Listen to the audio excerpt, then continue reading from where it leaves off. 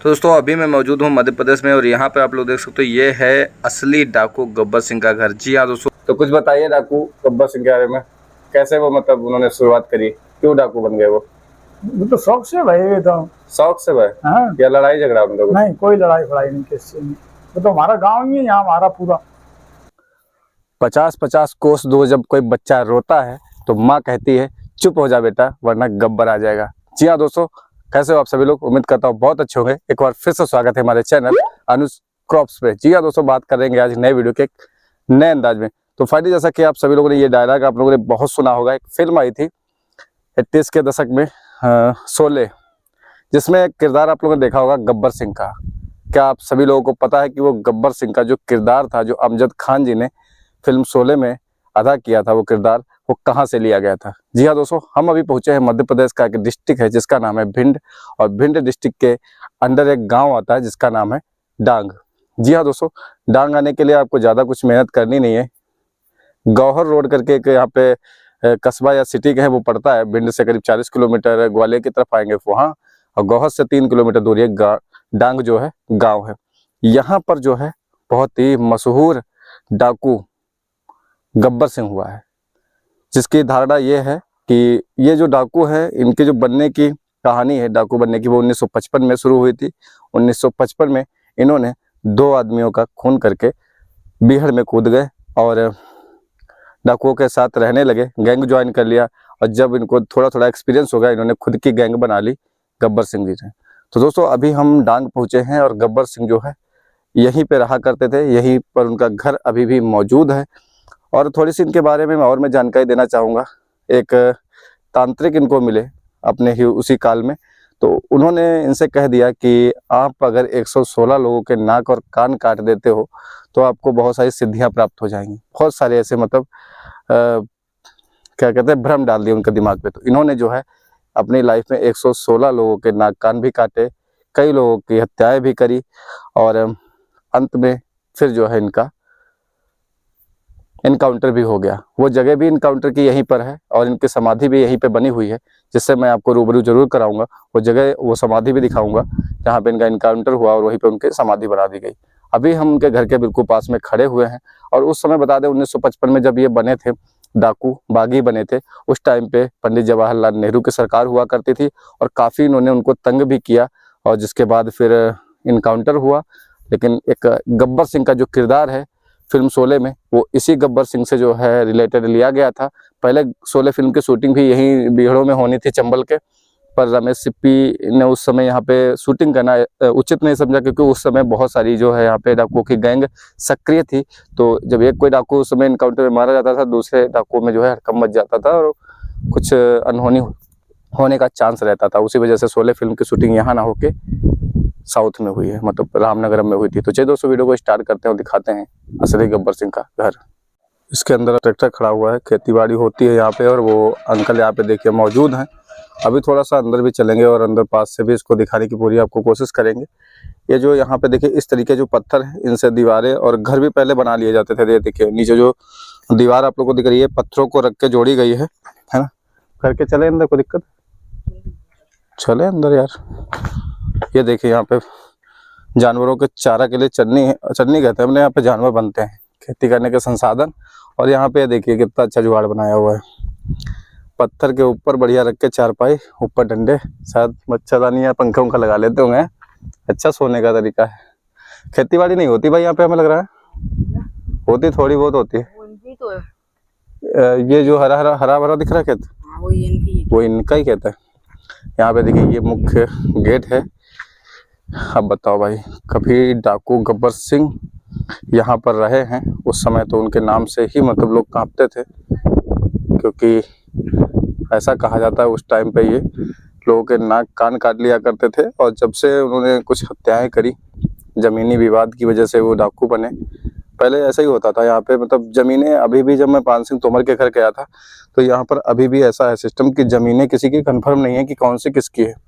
जैसे अपने हमारे तरफ क्या होता है, यूपी में ज़मीनों की लिखा पढ़ी होती है कि ये इतनी मेरी है, गवर्नमेंट उसको लिखा पढ़ी पूरी कर देती है कि इतनी ज़मीन आपकी है, कागज़ों पे भी मौजूद है। तो यहाँ पे जब मैं पान सिंह तोमर के यहाँ गया था, वहाँ पे भी ज़मीनी बात को लेके ही उनका भी झगड़ा हुआ, उसके बाद वो बागी बने। तो यहाँ पे जो है ज़मीनें अभी भी एक दूसरे की जोत लेते हैं लोग, फिर लड़ाई झगड़े होते हैं, बंदूकें उठ जाती हैं।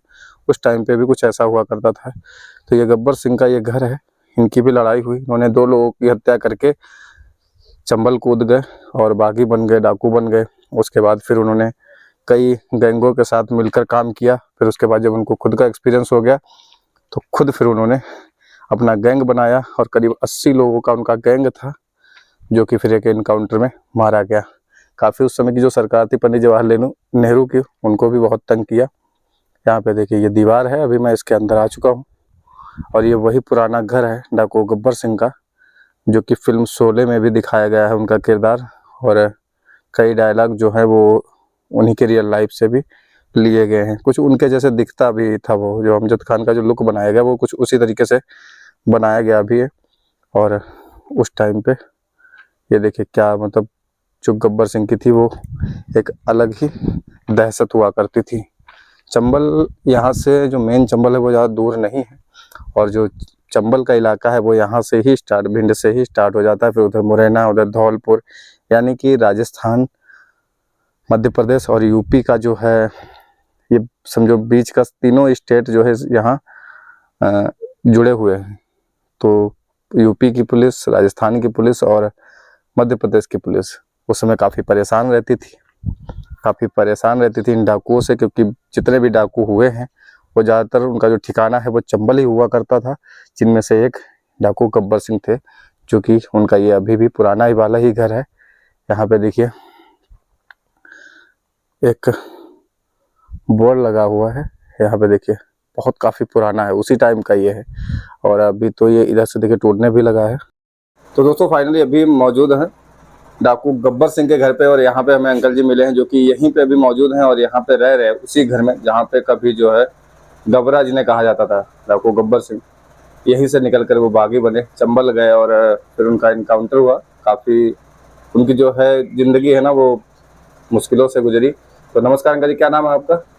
मेरा नाम परमाल सिंह है। परमाल सिंह। आप कब से यहाँ पे रह रहे हैं इस घर पे? रही रहे हैं, जन्म है तब त्योहार कौन रहा? जन्म तब से रह रहे हैं आप? हाँ। अच्छा, तो कुछ बताइए डाकू गब्बर सिंह के बारे में, कैसे वो मतलब उन्होंने शुरुआत करी, क्यों डाकू बन गए वो तो शौक से भाई, वे तो शौक से भाई? हाँ। या लड़ाई झगड़ा उन लोगों? नहीं, कोई लड़ाई फड़ाई नहीं किसी में। वो तो हमारा गांव ही है, यहाँ हमारा पूरा एक ही परिवार के हैं। एक ही परिवार का? एक ही परिवार है, हमारी लड़ाई कौन सी लगती? कुछ ऐसा बोला जा रहा था कि जमीन की वजह से लड़ाई हो गई थी, 2 लोगों का खून करके निकल गए थे वो? नहीं, कहीं तो मांस मरी होती कहीं, ऐसे हो कोई बात नहीं। ऐसे हो जाती थी लड़ाई झगड़ा?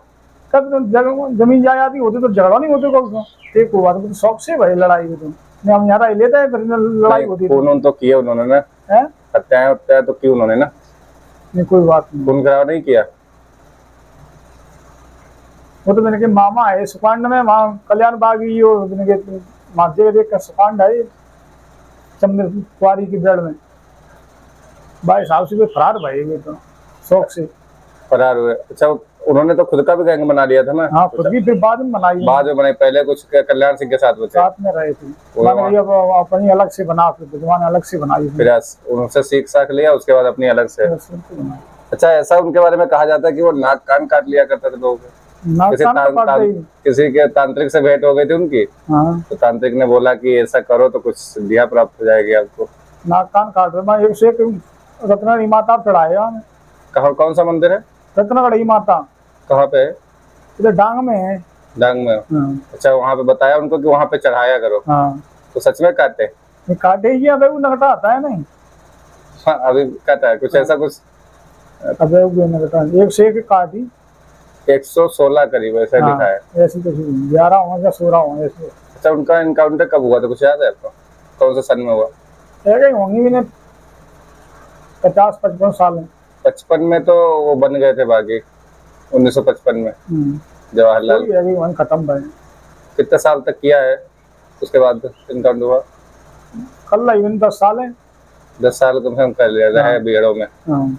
आते थे फिर यहाँ पे घर पे? और कहाँ है तो मारे गई, यहाँ घर ही तो रात उठे। अच्छा, घर और आए होंगे मिलने मिलाने और फिर मारे गए पकड़ के। बेड़ में बने डाले तो क्यों मत थी?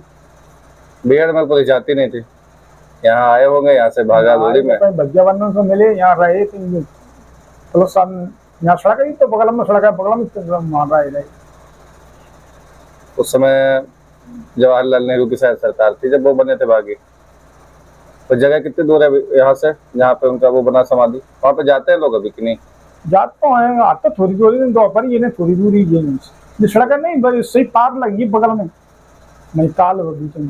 अच्छा, उनके अब तो गिट्टी का ये नहीं, पहले डेढ़ होगा, तालाब अब तो खेती बन गई है, खेती वहाँ बन गई। अब खेती बन गई। अच्छा, उनके परिवार वाले जो उनके लड़के उनके कोई थे कि नहीं थे? लड़के नहीं है, वो तो नाती रहेगा ये इधर आते में आराम कर। नाती रह गए। आप उनकी फैमिली के ही थे मेंबर क्या? आप परिवार वाले हैं क्या उनके? नहीं, हम तो नहीं, भतीजी हैं। भतीजे? अभी आप यहाँ पे रह रहे हैं? अच्छा, ये घर अभी भी वैसा बना हुआ जिस टाइम जैसा वो बनवा के गया था? नहीं, पहले हम गांव में रहा था, तो अलग बना हुआ है। क्या अलग बनाया था? तो गांव में है हम। अच्छा, दोबारा बनाया आपने? दोबारा बना हुआ है, पुराना वाला तोड़ के दोबारा बन गया ये? नहीं, गांव में है, गांव है बगल से। तो वो कहाँ पे रहते थे? गांव में ही रहते तब, तो कब भी फरार हुए तब तो गांव में ही रहते हैं। गांव में घर है पुराना वाला भी है? अभी आप यहाँ पे बना लिए नया? यहाँ बना लिया।